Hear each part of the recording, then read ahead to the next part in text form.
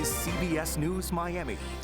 Good afternoon and thank you for joining us. I'm Naja Sherman and welcome to CBS News Miami's 4 p.m. Quickcast. An early morning fire destroyed 2 boats docked at the Grove Isle Club and Resort in Miami. Heavy flames were visible for miles from a private island in Miami's Coconut Grove neighborhood.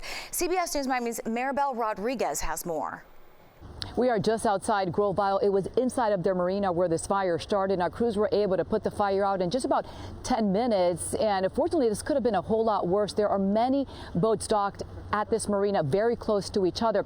We now want to take you a few hours back to when the fire started. Video sent to us from a CBS News Miami viewer from her balcony shows flames and thick black smoke shooting out of 2 boats at the Grove Isle Marina Tuesday morning. Both boats next to each other on the dock fully engulfed. This video shot moments after the explosion that ignited massive flames.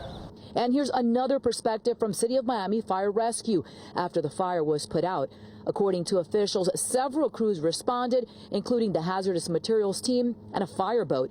They used their hose lines as well as foam to get the fire under control.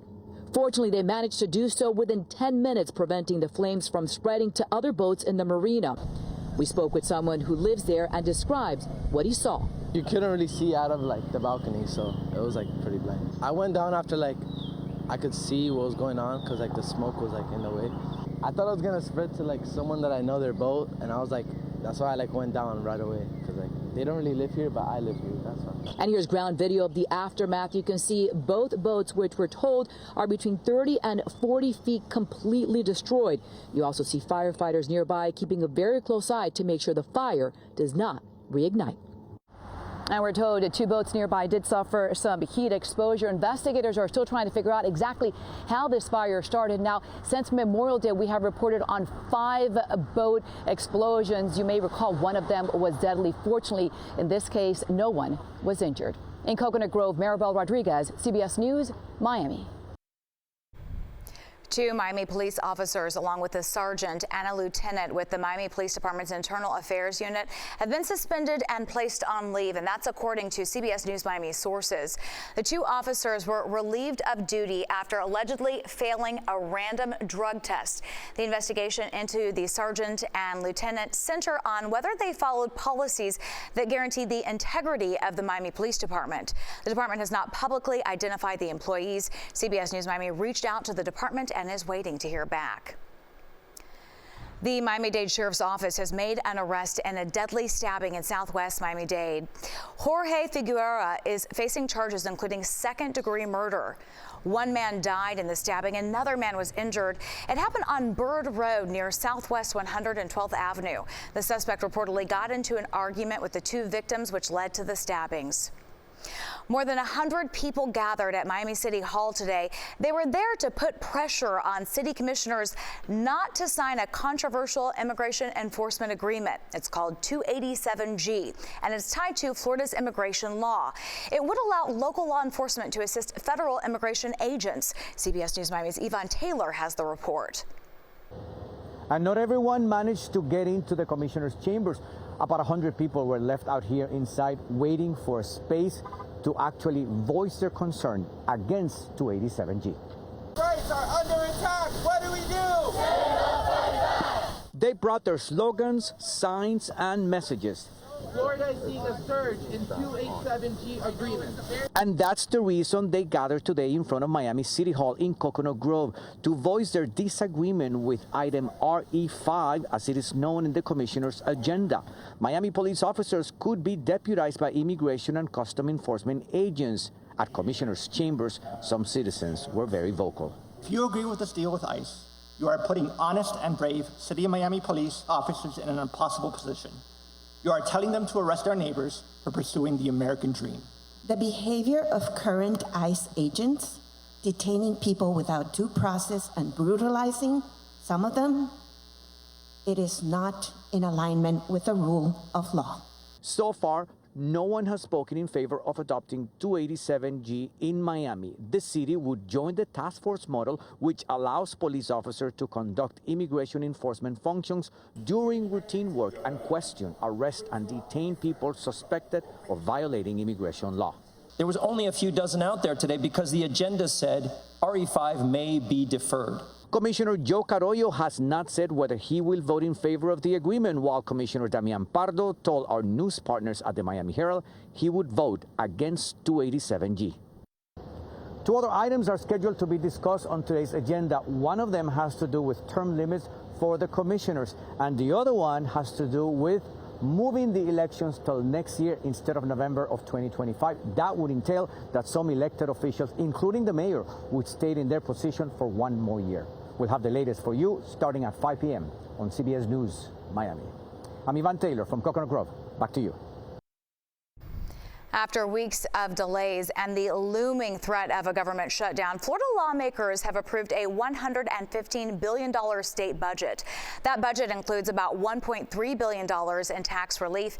It's highlighted by the permanent elimination of Florida's business rent tax. Permanent sales tax holidays will also be implemented for back-to-school supplies and hurricane preparedness items such as batteries and tarps.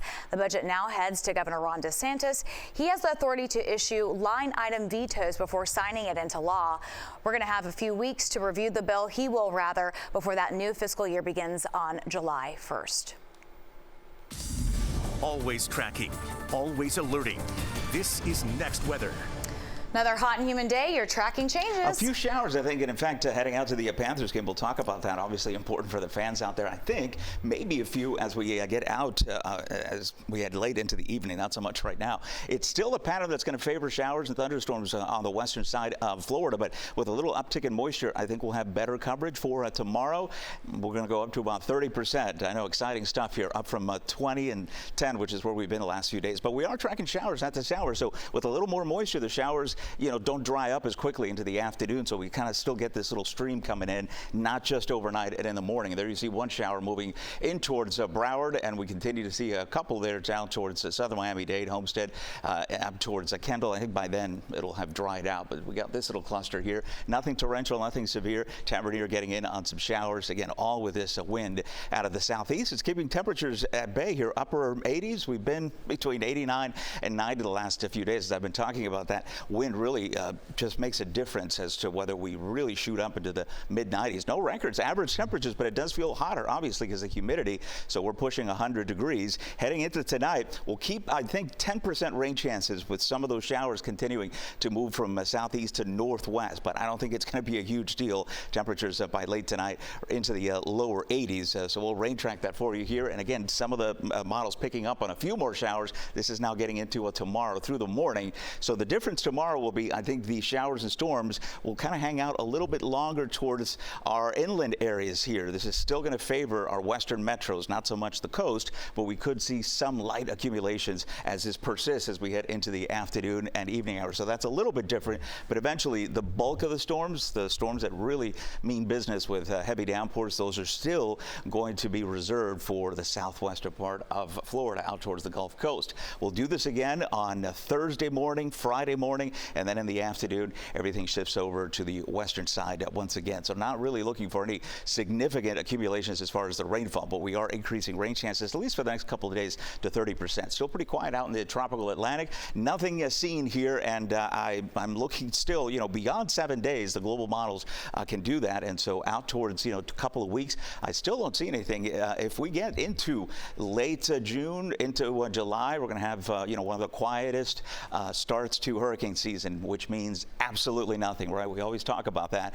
Don't look to June, to what will happen in July, to what will happen in August. The seasons are always very different, and we're still calling for an above average season. Rain chances in the morning, a little bit higher by midday across interior areas. Otherwise, I think we're going to be stuck in this same pattern heading through the end of the week and into the upcoming weekend. So your outdoor plans still looking good. Same deal, upper 80s to around 90, and rain chances, morning showers, and then inland afternoon storms.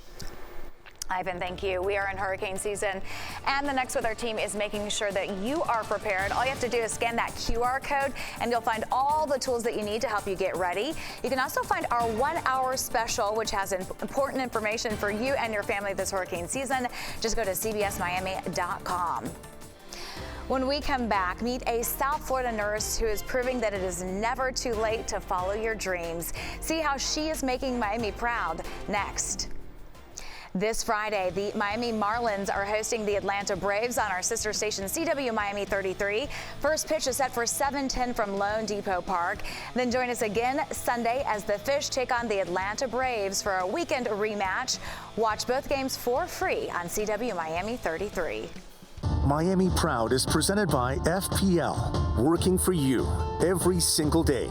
Learn more at fpl.com/value. Welcome back to CBS News Miami's 4 p.m. Quickcast. In this week's all-new Miami Proud, a South Florida nurse is proving that it is never too late to follow your dreams.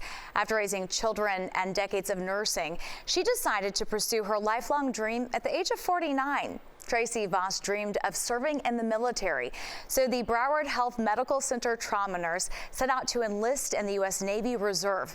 It wasn't easy. She was rejected multiple times because of her age.